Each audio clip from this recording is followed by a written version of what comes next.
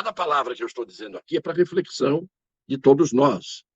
Às vezes é cansativo, às vezes é melhor estar fazendo alguma coisa que distraia, ou estar envolvido no entretenimento.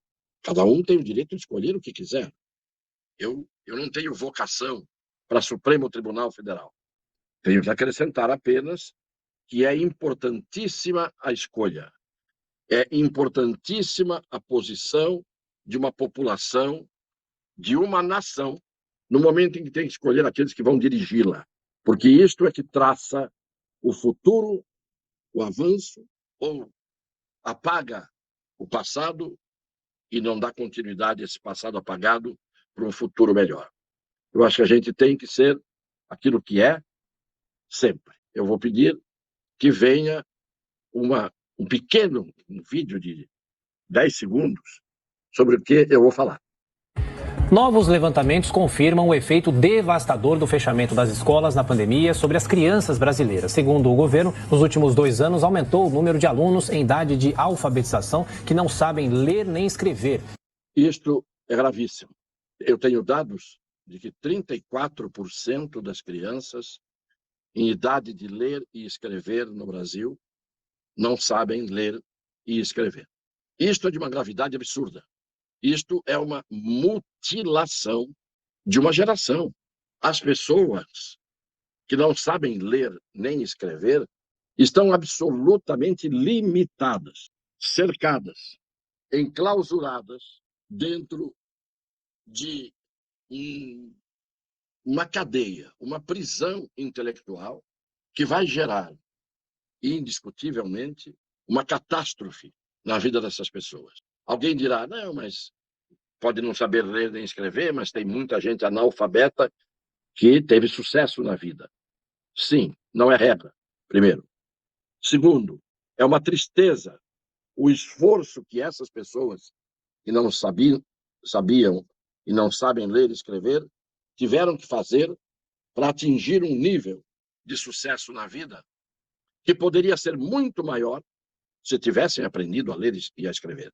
Isto é de uma gravidade absurda, porque um país que está em desenvolvimento como o nosso, que tem tudo para ser um dos melhores e maiores países do mundo, do ponto de vista do sucesso do seu povo, em todos os aspectos, fica, muitas vezes, se arrastando quando poderia ter chegado já a uma posição espetacular. Então, as causas disso, desse atraso de as pessoas não saberem ler e escrever, não é a pandemia só. Claro que a pandemia atrapalhou. 2 anos, as pessoas ficaram impedidas de ir à escola. Fecharam as escolas, como fecharam negócios que faliram, que deixaram pessoas trancadas em casa, criando hoje muitas e muitas pessoas que vão da depressão até mesmo a alteração psicológica, neurológica e assim por diante. Mas a pandemia não é a única responsável. O Brasil vem de muitos anos de desgovernos que chegaram ao ponto, e nós vimos isso, de mostrar crianças que depois de terminar o ensino de 2º grau não sabiam ler, entendendo, o que leram e não sabiam interpretar o texto que estavam lendo. Isto tem muitas causas, mas antes de tudo, são muitos anos de desgovernos no sentido da atividade governamental no setor da educação. Isso não é coisa de 2, 3 anos, nem de uma pandemia só.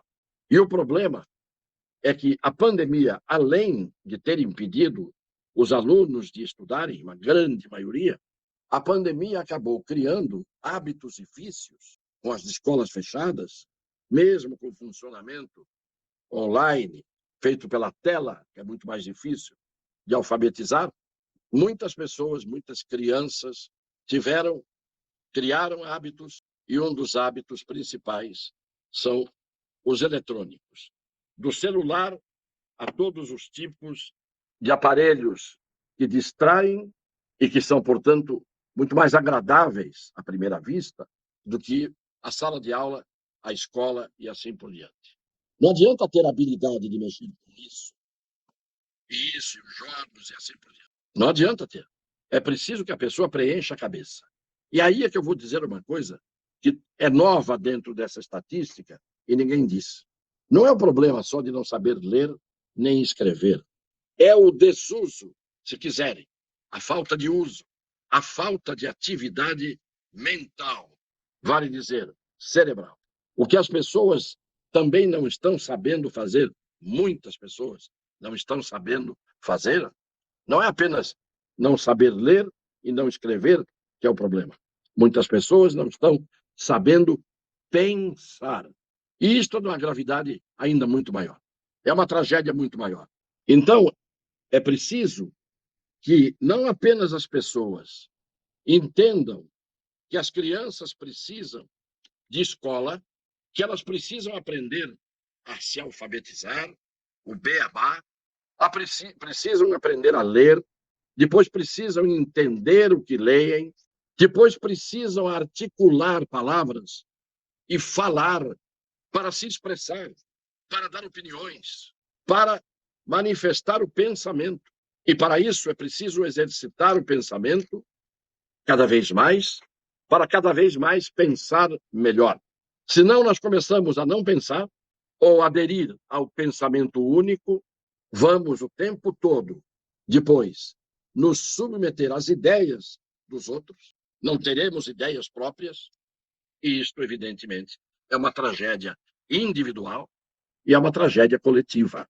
O problema é, isto está criando um malefício muito grande, esses aparelhos, esses jogos, essas distrações, está criando um problema seríssimo. Nós vamos voltar ao tempo das cavernas, não é de um dia para o outro, mas a gente percebe quando conversa, quando fala com determinadas pessoas, que elas estão travadas. E se o travamento começa na primeira infância, se começa na criança, imaginem que tipo de evolução e de desenvolvimento terá essa criança. E depois o adolescente, e depois aqueles que já chegarem quase na idade adulta, e depois mesmo na idade adulta.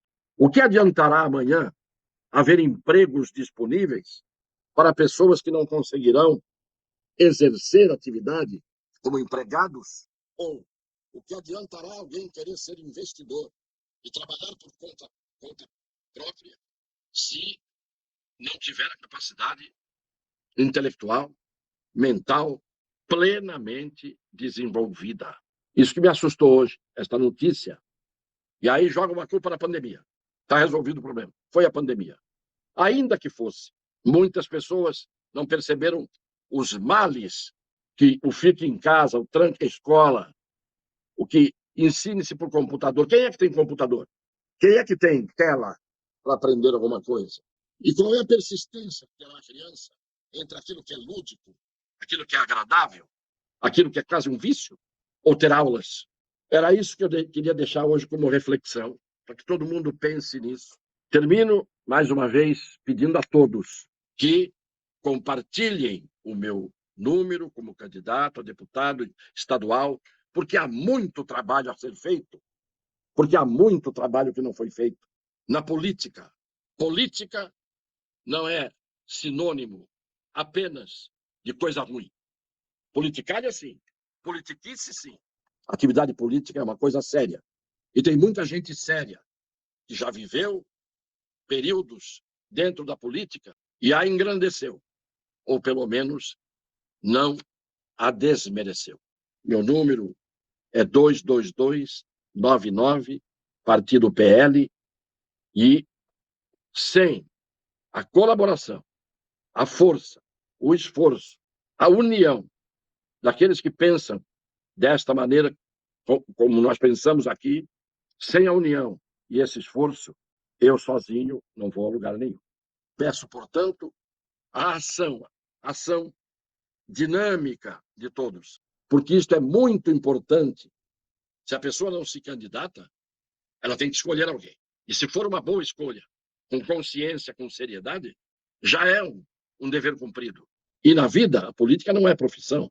Eu, na vida, que comecei a trabalhar com 14 anos de idade como office boy, fiz praticamente 60 anos até agora como advogado, 40 anos como professor, primeiro nas escolas de curso secundário, de curso médio, depois na universidade, na faculdade de Direito, aprendendo e ensinando, porque quem ensina aprende.